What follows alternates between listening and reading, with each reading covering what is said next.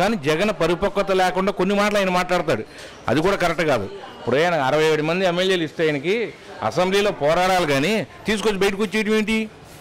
అమరావతికి ఇష్టపడ్డా ఆయన, ఇప్పుడు ఓకే అయిపోయిన తర్వాత అమరావతిని ఎందుకు ఇప్పుడు ఇష్టపడాలి కదా, అప్పుడు ఎందుకు ఇష్టపడ్డావు? అది బయటకు ఎందుకు వచ్చేసాడు? నీ మీద ఎమ్మెల్యేలు కొనేశారు 10 సార్లు అంటారు. ఏది కొనేశారు? నీ ఎమ్మెల్యేలు వెళ్లకుండా ఉండాలి, ఆ శక్తి నీ దగ్గర ఉండాలి. కొనేశారు 10 సార్లు అంటావు.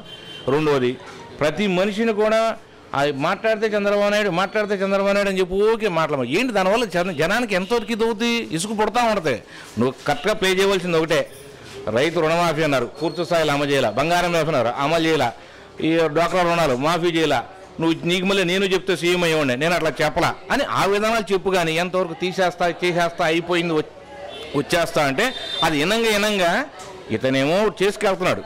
ఇప్పుడు పట్టుసీమ ఉంది, రాజశేఖర రెడ్డి గారు ఉన్నారు, కాలువలు తవ్వారు పోలవరం. అప్పుడు ఆయన కాలువలు తవ్వింది. ఆయన రాజశేఖర రెడ్డి గారికి ఒక ప్లాన్ ఉండేది, గోదావరిలో నీళ్లు వేస్ట్గా పోతున్నాయి, ఆ నీళ్ళని తీసుకెళ్ళి కృష్ణా తీసుకెళ్తే, కృష్ణా నుంచి నాగార్జున సాగర్ నీళ్ళు కిందకి రాకపోతే, నాగార్జున సాగర్లో నీళ్లు శ్రీశైలం నుంచి రాకపోతే, శ్రీశైలం ఉన్న నీళ్లు వెనక నుంచి రాయలసీమ తీసుకెళ్లాలని వాళ్ళ ప్లాన్ ఇది.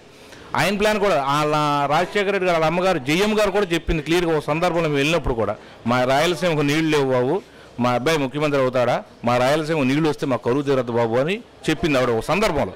అయితే రాజశేఖర రెడ్డి గారి ప్లాన్ కూడా అంతే, పశ్చిమ గోదావరి పోలవరం నుంచి నీళ్లు కృష్ణా తీసుకెళ్ళి, కృష్ణాలోకి నీళ్లు సాగర్ నీళ్ళు రానివ్వకుండా, సాగర్కి శ్రీశైలం నుంచి రానివ్వకుండా, శ్రీశైలంలో ఉన్న నీళ్లు రాయలసీమ తీసుకెళ్ళడానికి ఆయన ప్లాన్ చేశాడు. ఆయన ఆ రకంగా పోరాడుతూ ప్రాజెక్టులు కాలంలో ప్లాన్ చేసుకుంటున్నారు. నీతి అవినీతి, ప్రతిదీ నీతి అవినీతి ఉంటుంది, లేకుండా ఏది ఉండదు. నేనే ఉన్నా ఇవాళ ఎంఆర్ ఆఫీసులో అన్ని కాగితాలు బాగుంటే 5,000 ఎందుకు పాస్ పుస్తకం ఇవ్వట్లేదు వాడు. కరెంట్ ఆఫీస్కి వెళ్తే 5,000 ఎందుకు సర్వీస్ ఇవ్వట్లేదు. ఎంఆర్ ఆఫీస్కి వెళ్తే 5,000 ఎందుకు ఇవ్వట్లేదు. నీతి అవినీతి ప్రతి చోట ఉంది. చంద్రబాబు అవినీతి పరుడు కాకుండా కాడు,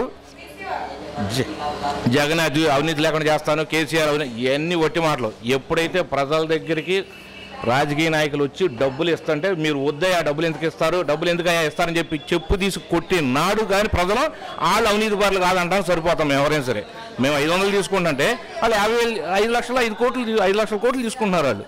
ఇదంతా నీతి అవినీతి కింద కాదు. చెప్పే మాటలకే సాధ్యపడేదానికి విశ్లేషణ చేసి చేయటం అనేది ఒక విషయం. చంద్రబాబు నాయుడు గారు మేధావితనమే, దానికి మేము ఒప్పుకుంటాం. కానీ ఒక రైతు వారి విధానానికి వచ్చేపడకల్లా ఇది వేస్టు అనకపోతే ఎలక్షన్లో గెలవం అన్న తర్వాత అయినా ఆయనకి చేయాలంటే కనుక చేయలేం. దీని మీద బడ్జెట్ ఖర్చు పెడితే కష్టం, ఐటీ మీద ఖర్చు పెడదాం, డెవలప్ మీద ఖర్చు పెడదాం, ఇంకో ఆస్పెక్ట్కి వెళ్ళిపోతాడు ఆయన. అదే ఆయనకి ఎఫెక్టు. ఎన్టీ రామారావు గారు భరోసా కలే. ఎన్టీ రామారావు గారు వచ్చాక అప్పలాండ్లో రైతుల విధానం మారింది, రాజశేఖర రెడ్డి గారు వచ్చాక ఇంకా మారింది. కానీ జగన్ గారు రాజశేఖర రెడ్డి గారి యొక్క కొడుకు అనే అభిమానం మీద ప్రజల్లో ఉంది. కానీ ఆయన పోకడ విధానం మార్పు రావాలి. ఆయన పోకడ విధానం మార్పు వస్తే ప్రతిపక్షం ఉండాలి. నేను చంద్రబాబు నాయుడు గారిని అని చెప్పి మేధావని చెప్పి పోకుండా చంద్రబాబు నాయుడుకి ఓటు లేకపోతే జగన్కి ఓటు కాదు, ఇవన్నీ కాదు, ఆ తర్వాత విషయం.